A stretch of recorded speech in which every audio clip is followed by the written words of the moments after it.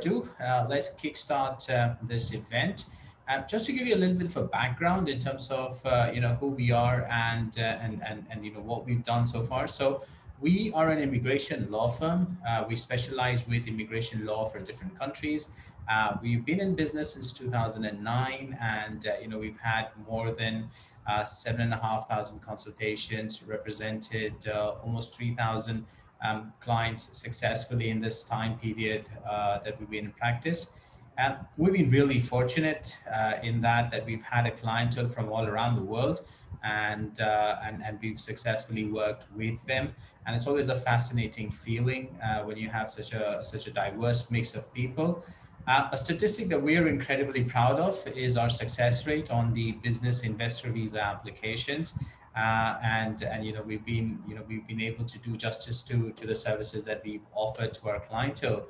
And we have our offices. We're based in India. We're based in Mumbai, in Delhi, in Bangalore. We also have our office in the Middle East, in Dubai, and in the UK, and in Canada. We're serviced from Montreal. We've got in-country expertise as well in terms of the people that we offer service to.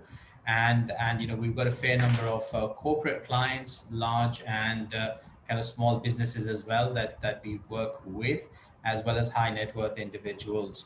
So all in all, in terms of a mix and approach, we've been very fortunate with the kind of people that we worked with, the businesses that we've been associated with, kind of a thing. So this is typically where we are at. What kind of puts us, gives us a separate edge in terms of the work that we do is the screening process that we have. So as a part of our first stage in this journey from a migration perspective, what we do is we screen applicants to say that, is this or what's the best choice for you in terms of the country, in terms of the visa route, and this is based on your background, the funds which are available, and the eligibility that you have for that category. Once we've done that, and once we've kind of agreed on the route, is when we start off with the application process. And the key part is that we are your representatives on record all through the way. So your applications are not getting farmed out to different people at different locations who have no interest in kind of your processing. So we kind of bought into the whole process for you all through the way. Right. So what we're looking at today is, we're going to get a little bit of an insight in terms of the overview of the Canadian migration process. We have a strong research team internally, and they've come up with six most profitable businesses in Canada, and this was just completed before the pandemic, but it's interesting that the data still remains valid. We're going to look at what are the different business migration routes to Canada, particularly the provincial entrepreneur pathways, the owner operator pathways, intercompany transfers as well. And we're going to have some time for Q&As towards the end. So if you have any questions, keep popping them in either the chat boxes or the Q&A box.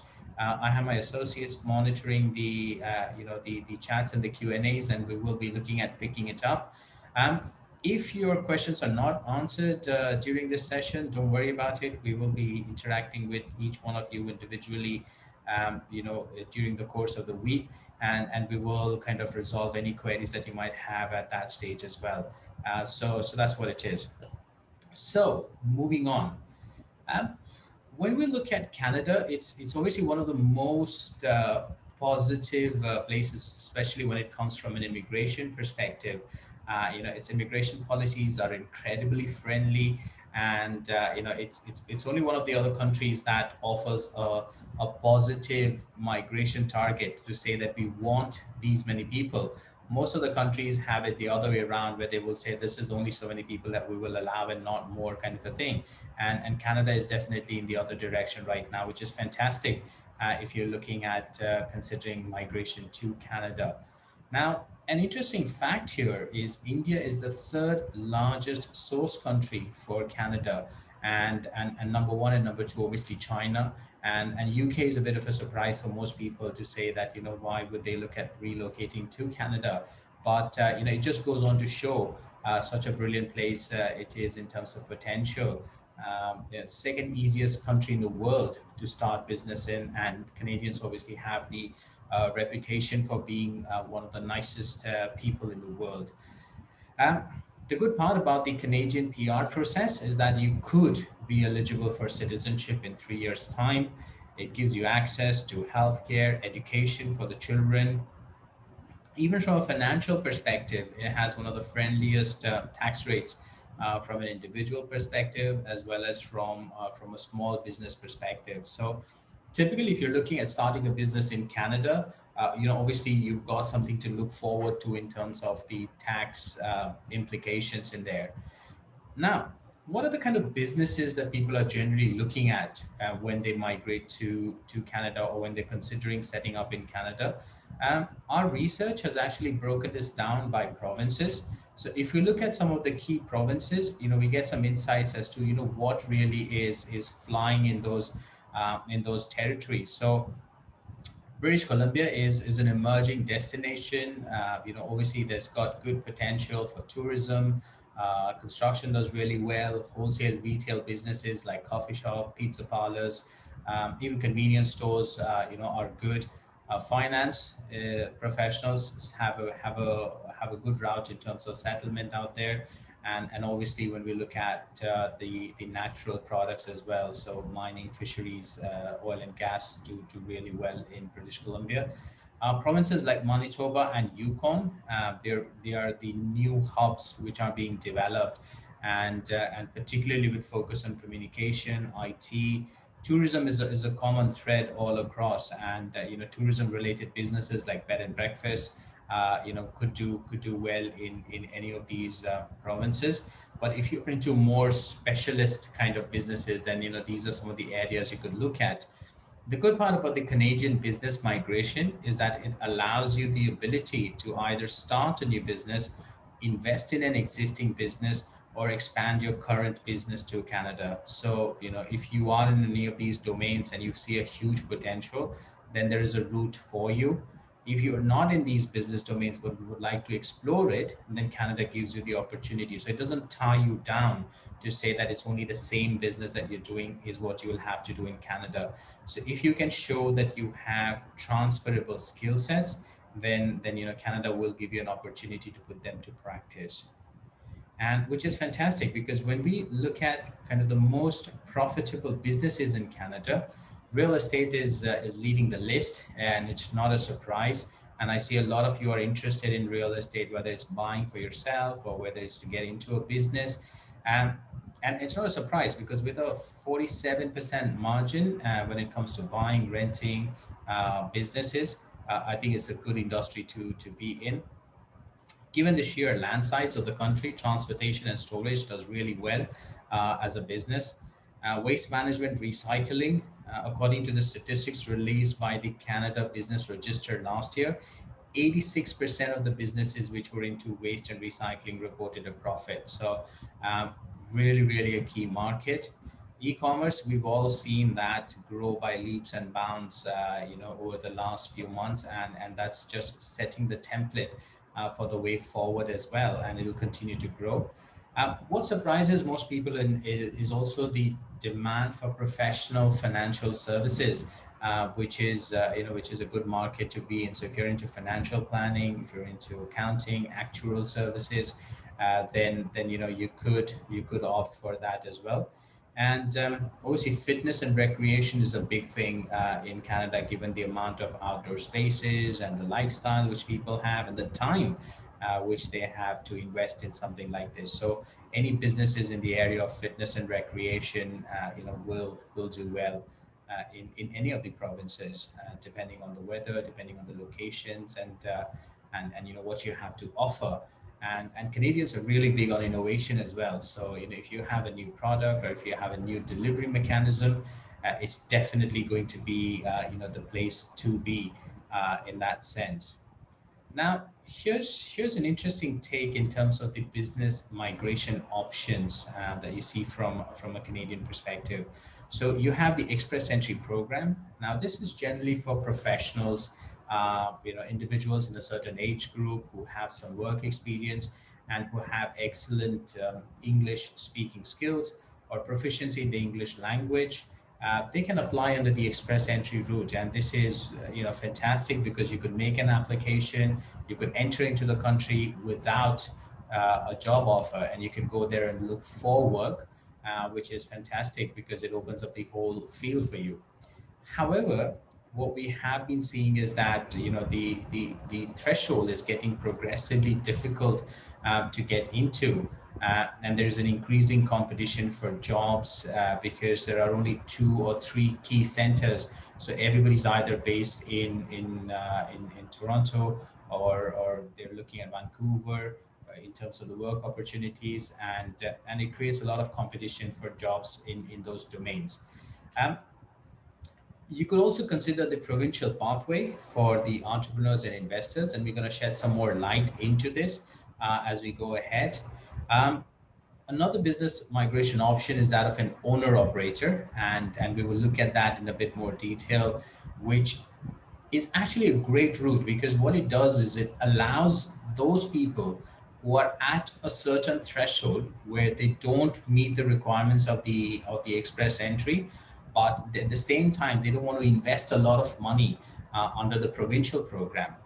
If they're able to bridge that gap, then the owner operator is a great program to actually work with because it allows you to either establish a business or launch a new business in Canada and work for your business as an employee, which is great. And the intra-company transfer is again a popular route where somebody who's a senior employee, and this could be a person who has a share in the Indian business, they are a shareholder or stakeholder, they can also go as a intra-company transferee. Now, again, this is a route where there is no commitment to make an investment, unlike the PNP pathway, which does require you to make an investment. This one actually doesn't. So again, it's a popular route, and we'll look at a bit more detail, in terms of how that pans out. And it's really interesting. We've got a lot of questions coming in for the intra-company route as well, and we will be taking those up towards the end. So hold on to those thoughts. Now, we kick off with the first kind of category, which is around the provincial programs for investors and entrepreneurs. So, the way it works is that the provinces have their own kind of point system and requirements to say that these are the kind of people or these are the kind of businesses that we want. And though each province has their own program, we can broadly kind of classify them into three tiers. So on the tier one, you would have a program like the Ontario Investor Nominee Program for that province, where a successful application or an application which has a higher probability of success, we're typically looking at investing at least between 6 to 8 crores in Indian rupee terms. To put it in perspective for our international audience, in the US dollar terms, we're looking at about 600 to $1 million in terms of investment. And individuals can have a net worth of between 10 to 12 crores in Indian rupee terms, or between 1.5 to $2 million US.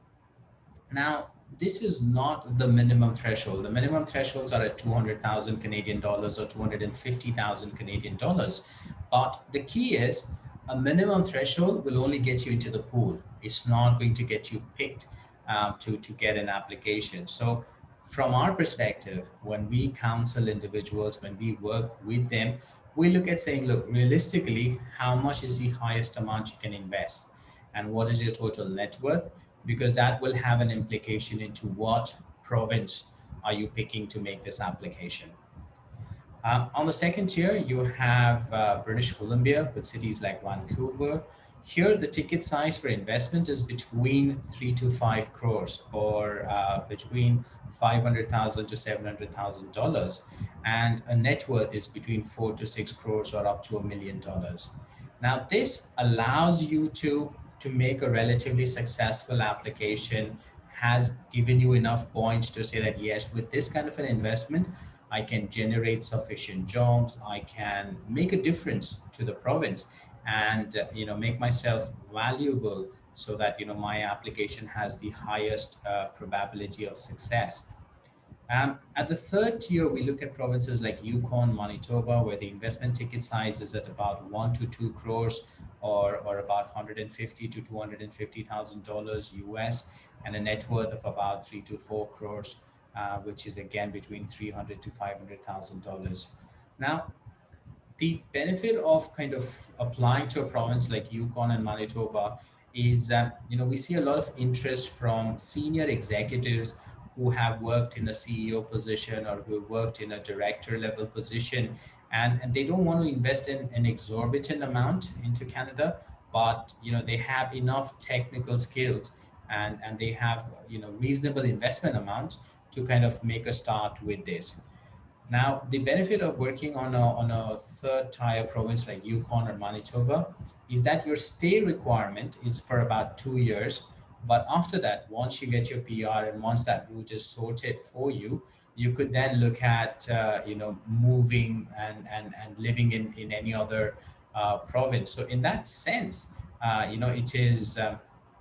it is something which is a win-win situation. So if you are prepared to say that I'm okay to live in a province like Yukon or Manitoba, which has got relatively lesser number of people, maybe there's less socializing and things like that, then that's an option for you. Alternately, British Columbia is a really popular route.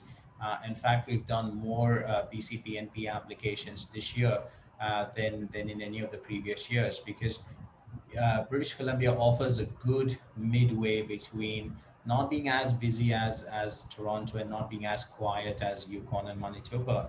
So you get enough socializing, you get enough business prospects, you get enough quality of life, so that you're checking all the boxes, and that's why we see that it's an incredibly popular option for people who are looking at making an investment and migrating to Canada on that. Typically, when we do a provincial PNP application for an investor or an entrepreneur, the key part is that the applicant's required to submit a customized business plan that we can help you with, and you have between 6 months to 2 years to set up your business and to meet the requirements, and you get a permanent residence when you demonstrate that you've met your business objectives. So this is regarded as a performance contract. So when you're applying to a province, in essence, you're signing a performance contract to say that, look, I intend to deliver these jobs, I intend to make this investment from a minimum of 6 months to a maximum of 2 years. And if I'm able to do so, I reserve the right to get a permanent residency in Canada. And it does allow the spouse and dependent children to join the main applicant. So in that sense, it is a family visa application. And if you're able to meet the requirements, you could take your whole family, and this could be the beginning of a new journey from your perspective. Now, the owner operator is another popular route, which is slightly undersold at times because people are not familiar with it. But what happens with the owner operator is it's kind of a midway house. If you don't score enough points on the express entry route for reasons of your age, for reasons of your English language, you get an opportunity to bridge that gap by applying as an owner operator. Because in essence, what you're doing is, if you are an entrepreneur, you can buy an established business, or you can launch a new business in Canada, and then you apply as a work permit from that particular business. So typically what we are looking at is to say that um, as an owner operator, you are applying for a work visa for a management as a management employee of your own business. And when you worked for a period of 12 months on that particular visa category, then you can transition onto a more permanent route, which could be under a provincial program, or it could be under the federal skilled worker program on the express entry.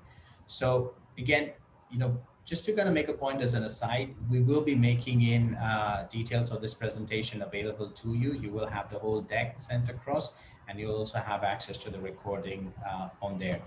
So for those of you who probably want me to go back to a few slides or whatever, you could possibly do that towards the end of this presentation. Now, coming back again to the owner operator pathway, the requirement is for somebody to set up a business or invest into the business, and you should have a majority shareholding or a controlling interest in that particular business to qualify under this particular pathway. So here the CIC looks at your credentials to say that do you have the skills in terms of running a business.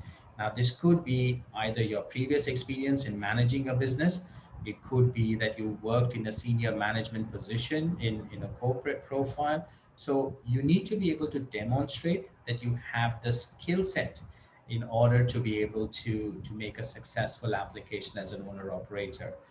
It's not necessary that the business you're buying in Canada should be the same business that you have had experience in, because CIC understands that somebody's ability to run a business is a transferable skill. So if I have experience, say, running a textile business in India, and if I wanted to set up, say, a retail store in Canada, or I was getting invested in a retail store, that's fine. If I can demonstrate that I successfully ran a textile business, I can transfer the same skills to running a retail store. So that's the logic with CIC. So if you have any kind of business experience, you will still be able to make a transition to an owner operator in any other kind of a business as well. So it doesn't have to have that particular linkage. And what most people need to understand is that this is a two-stage process. When you're applying as an owner operator, at the first stage, you're being granted a temporary work permit. It's only after spending 12 months or 24 months as an owner operator, you're collecting sufficient points to either transition to a permanent residence route like an express entry, or to another permanent residence route like the PNP program for entrepreneurs or investors. So on its own, the owner operator pathway does not transition into a permanent residence, but as a part of the second stage, once you've collected enough points, and you could fast track that process to move on to a permanent residence pathway. Another popular program that people have a look at is the intra-company transfer. Now, an intercompany transfer is again a capital efficient way of expanding to Canada. So if you have an existing business outside of Canada and your business is doing well, and you're able to show that you have sufficient funds to expand into Canada, in that case, you can make an application as an intra-company transferee. Now, this is fantastic because it doesn't have the same requirements as an owner operator or as a PNP investor and entrepreneur, where you do a performance contract and you are actually committing to making an investment into Canada. But here, you're obviously drawing up a business plan. You're showing the potential that this is a company. This is what we do outside of Canada. We want to expand our scope within the country, and this is the money that we have, available to us in order to make an application successful. Now, the key requisite is that the applicant should have worked for the parent company outside Canada for at least 12 months. If you meet up with that and we're able to demonstrate that you have specialized knowledge, you're in a senior in a position, then we're able to kind of create the eligibility for you to apply under this route.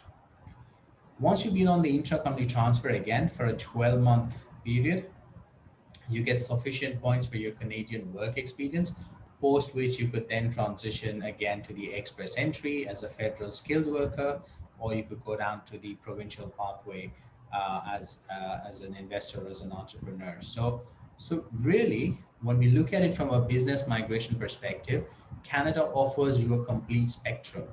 You could have your PNP investor entrepreneur pathway, where it's a straightforward thing. You have the money, you have the net worth, you have the business skills, and you want to buy into a business straight away because you're committed to the country. You probably have made a trip to Canada, you're familiar about the place, and you know that this is where I want to be. And that's in fact one of the strongest routes to get your permanent residence. For those of you who are maybe not as committed to the idea right now, or maybe investment is a bit of a challenge right now, you could take the second step, which is either go with the owner operator, where you could look at buying a business for as little as 200,000 Canadian dollars to going up to 300 or 350,000 Canadian dollars as well, and then make an application as an owner operator with that particular business. If you're already having an established business outside of Canada, and you can use those the strength of that business to enter into Canada on the intra-company transfer route, again it allows you the chance to be in country for as long as you like, to test the waters, to get yourself set up without making any commitments, and then at the end of 1 year or 2 years or even 3 years, you could look at transitioning to any of the other routes. So in that sense, it's incredibly friendly for business people or people with the ability to do business to enter in and make Canada their home. In addition, there are programs like the startup visa, which is great. So if you have a good business idea, and if you're able to kind of get endorsement from your business's perspective, then that's another route that you could possibly look at. The reason why we don't cover startup visa in a lot of detail here is the fact that it's a two-step process. You have to rely on a third party to give you an endorsement. It could either be an angel investor, it could be a venture capitalist firm. And once they've given you that endorsement, is when you could look at making a start and starting that business in Canada, kind of a thing. Um, so in terms of the benefits that we offer is the fact that we dealt with clients over a period of a decade. We work with clients across different industries. We're able to identify a good fit for people in terms of what's an appropriate kind of a requirement, and where will they have the maximum chance of success. Um, we can work with individuals to look at getting them endorsements on the startup programs, and finding a pathway for them through that particular route. Yes, that's very much possible.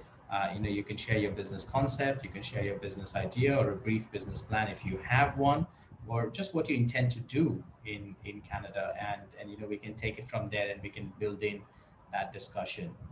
um, in addition to focusing on Canada, we also offer business migration options to the US, where companies can look at the L1 visas, which is similar to the intra-company transfer.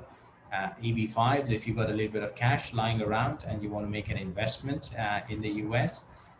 E2 visas. So some of our participants from Bangladesh will obviously be very familiar with the E2 route, where they can enter into the US to start a business. For those of you who are not from an E2 treaty country, it's a two-step process. You can get a citizenship to an E2 treaty country, and then make an application to enter into the US, which is still less than the 900,000 that you would generally pay on the EB5. We also help individuals to make investments in the US without looking at kind of the immigration as an option. Um, our kind of bandwidth also includes the UK. Again, with the UK, a variety of options. If you had a bit of money lying around with, say, about £2 million, you could enter the UK as an investor. Or if you're a company operating outside of the UK, you can set up a subsidiary, you can send a senior executive.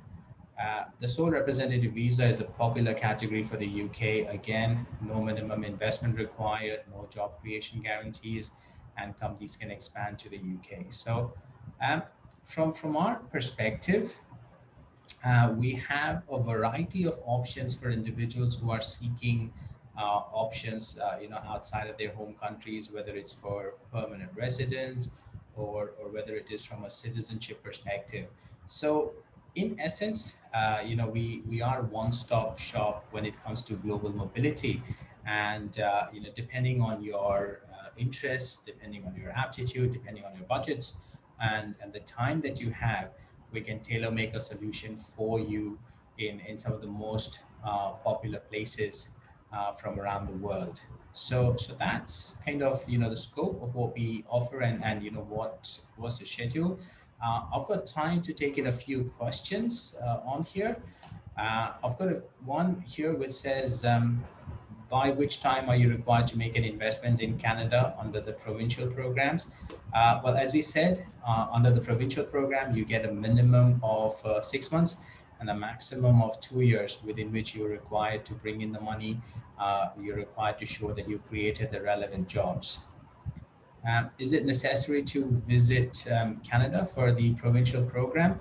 It's not necessary for someone to visit Canada, but the provinces do give you extra points. So if you have visited Canada in the last kind of 12 to 24 months, depending on the duration of your visit and the way you've planned it, you can actually score some points, which could be a huge advantage when you're making an application. What is the services that you provide for the owner operator program? Well, I mean, we provide the whole entry clearance process. We manage the whole process for you. So if you have identified a business and you're prepared to make that investment, we can take over from there. We can guide you in terms of what's an appropriate stake for you to have. What's kind of working through the labor market impact assessment for you as an owner operator, responding to any RFEs or requests for further evidence from CIC in order to make your application, kind of going through all the way in terms of managing the application. Do you do we identify businesses for sale under the owner operator? Yes and no. We do have clients, and we do have referrals who can look for businesses, but often we find that it can be a longer process. It can't be a time bound process because you're not buying something off the shelf. Identifying a suitable business based on your criteria, based on your investment amount, based on the returns that you're expecting can take time. So yes, we can do that for a fee, but generally it'll be a good idea if you are able to identify any businesses, or if you need our help, it is available. We can do that as well. Um, which companies can apply under the intercompany transfer? Really, any company can apply under the intercompany transfer. There is no prerequisite to say that you have to have a minimum turnover or a certain domain, to be honest, in order to make an application. So anyone can kind of look at making that application. Again, there's another one on endorsements for the startup program. Yes, we do assist in providing endorsements, or in helping candidates to become eligible to get endorsements for the startup visas. That's something that we can help through. We can also look at setting up businesses if you have identified a franchisee. So I've got a question in there as well. If you already identified that this is what you want to do and just work backwards from there, absolutely, we can kind of work through on there as well. Right. So got a lot of questions in terms of the visa fees, and in terms of the processing times. Typically, the processing times, depending on the visa category, can take anywhere between 6 to 8 months. It can be longer, based on the eligibility criteria, or sometimes if you have to kind of travel to the country in order to score more points and all the rest of it, then yeah, I mean, it can take longer in that process too. um, sure, we will be in touch with you, each one of you, in terms of gauging your interest and your eligibility, and we can discuss fees which are tailor made based on the scope of work, the effort that's going to go into it. So we can really tailor make it based on what works for you. So that's something that I look forward to, kind of, or my team will look forward to discussing with you. um, Minimum investments from a startup's perspective, as such, there isn't a prescribed investment, but it generally helps if you're able to show that you have some money, to start a business of 50,000 or 100,000 Canadian dollars. Is a good place, to show that yes, this is something that I have. It's a nice to have, because generally when you are getting an endorsement from a VC firm or an angel investor firm, they will generally say that they are also prepared to invest in your business, and that can be worked out as well. So even if you don't have the funds directly yourself, there are options that you could look at discussing with the person who was providing you with the endorsements, and see if that can help.